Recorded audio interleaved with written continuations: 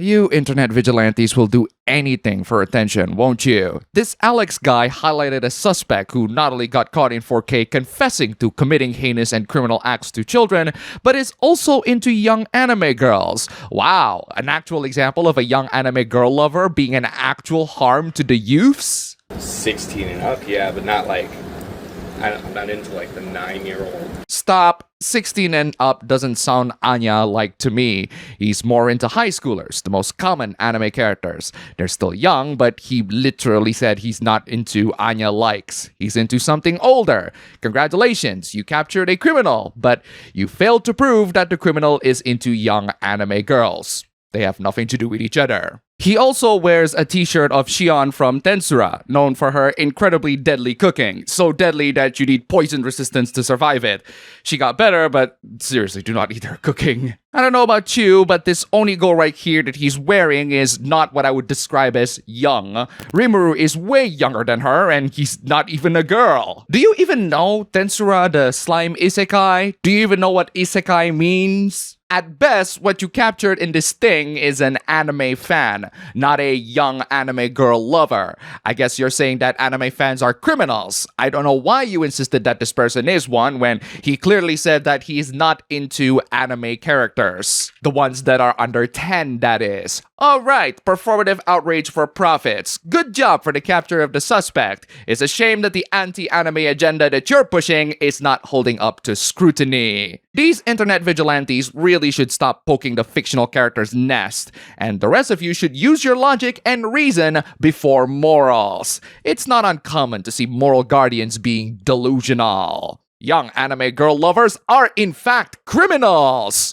They are not, but that is quite a good stinger for your Fred. Also, making the disclaimer that violent media have had accusations of being partially responsible for violent situations and crimes is a great opener too. You're against young anime girls and violent media. I can't wait to read! The example I'll be using for violent media is Call of Duty, due to its controversies of having partial responsibility for inciting shootings.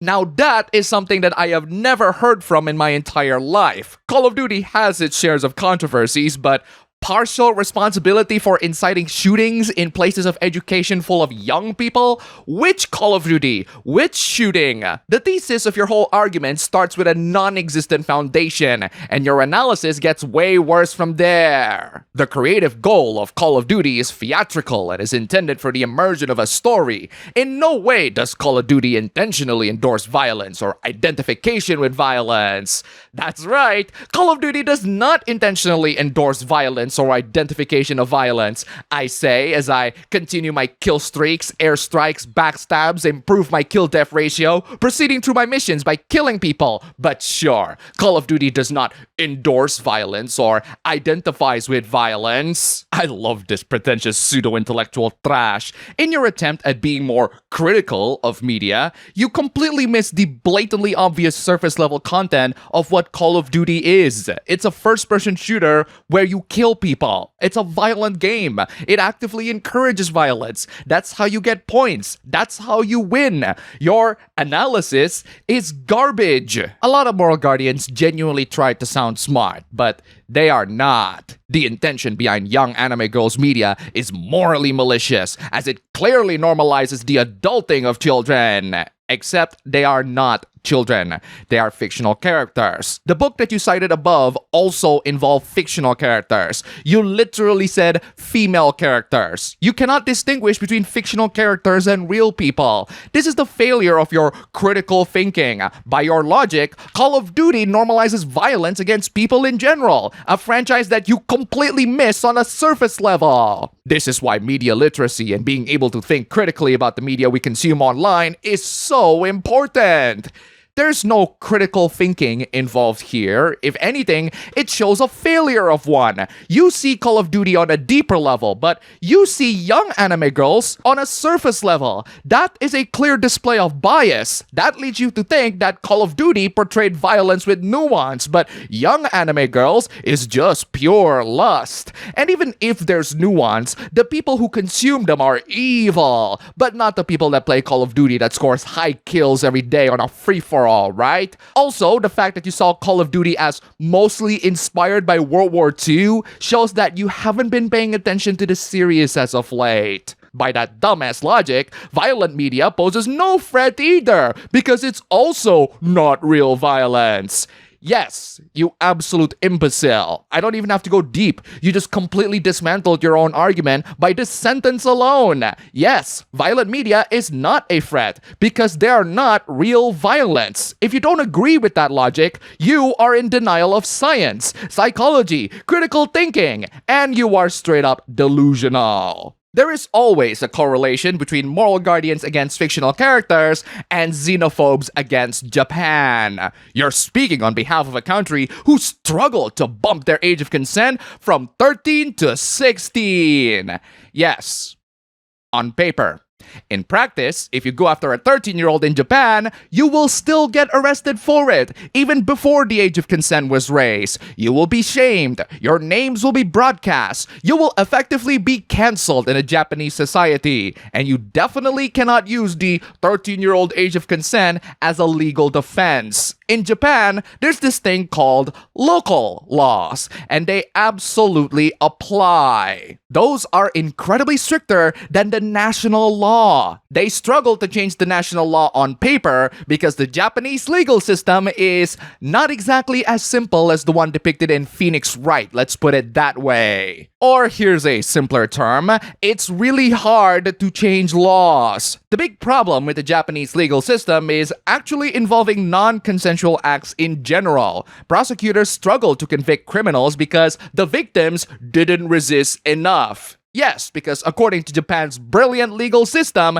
if the victims don't resist enough, that means consent, right? That's what got people outraged and demand Japan to raise the national standards, including the national age of consent. Yes, it is stupid that the national law only changed the age of consent recently. Japanese people agree with you on that, and that's why they have local laws. This does not mean that you can go after Japanese high schoolers and totally get away with it. Also, none of this has anything to do with anime. Fiction is not real. And for someone who champions critical thinking, not citing sources is a clear proof that you are lacking in that department. Let's put aside the pseudo-intellectual moral guardian garbage and move on to zero intellectual moral guardian garbage. You should not tell your family about this. Go to a relative of yours in real life and tell them that you gratify yourself to depictions of little girls. 1. Why would I go to my family and relatives and tell them about my 18+ activities?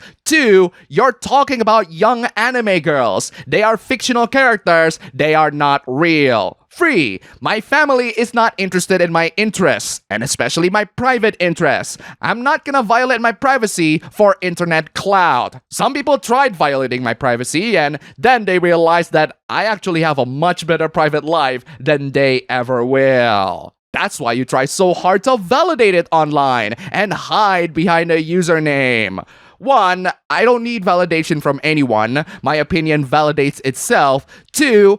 I don't hide behind an avatar. I live stream every week where I show my face. Check out the live streams every Friday night, 7 p.m. Eastern Time. Wink, wink, nudge, nudge. You're seeing my avatar now simply because I'm too lazy to be in front of the camera. I'm too lazy to clean the room every time I record. I am too lazy to clean myself up every time I record. It's a lot easier to just read the script and edit the visuals myself. It has nothing to do with being anonymous. I am just lazy. The thing is, there is a difference between being lazy and being dumb. Welcome to the failure of human intelligence. In an argument against young anime girls, this person asked a request. Tell your relatives about what nasty stuff you're into, forgetting the fact that nobody would tell their relatives any nasty stuff they're into, regardless of whether it's young anime girls or not. Here's a robot that is smarter than you, explaining your insecurities. Actually, no. The robot isn't smarter than us. You are dumber than the robot. I love how you began by asking AI what your own post means. Do you not understand your own post that you have to ask an AI to elaborate it? The problem isn't even not understanding the post. The problem is you can't even make a counter argument without the AI helping you. I use AI too, and I use AI chatbots to learn. And during the process of learning and arguing with AI about Greek philosophers, I somehow made a postmodernist critique on Plato's view of art. I don't know how that happened, but I definitely do not use AI the same way everyone does. Definitely not the same way you do. You asked an AI to make a counter argument. And here's the thing that you AI users need to know. If you want to use AI as an assistant, go nuts. But the AI is only as smart as its prompter. And the output from this AI is easily debunked with a human mind. Because the human prompter is an idiot. All the AI just did here is to label what type of argument it is, and they labeled it deflection through reframing. But since you are not familiar with any forms of logical thinking, just because an argument seems fallacious doesn't mean it cannot be valid. Listening to your doctors is an appeal to authority, but it is generally a valid one to follow. In this instance, the deflection is absolutely valid because the hypothetical scenario that you propose should never happen to begin with to anyone that respects their privacy and not wanting their relatives to see their 18+ interests. Your hypothetical scenario involves committing a literal sexual harassment. You labeled it deflection. I call it do not sexually harass your relatives, you freak. And that's all for the video today. Here's a cat. Huge thanks to all the wonderful sponsors this week. You're all fantastic. Don't forget to check out my previous videos here. Click the like button, comment, subscribe, join the YouTube membership, leave some tips, just $1 down below. And thanks for watching.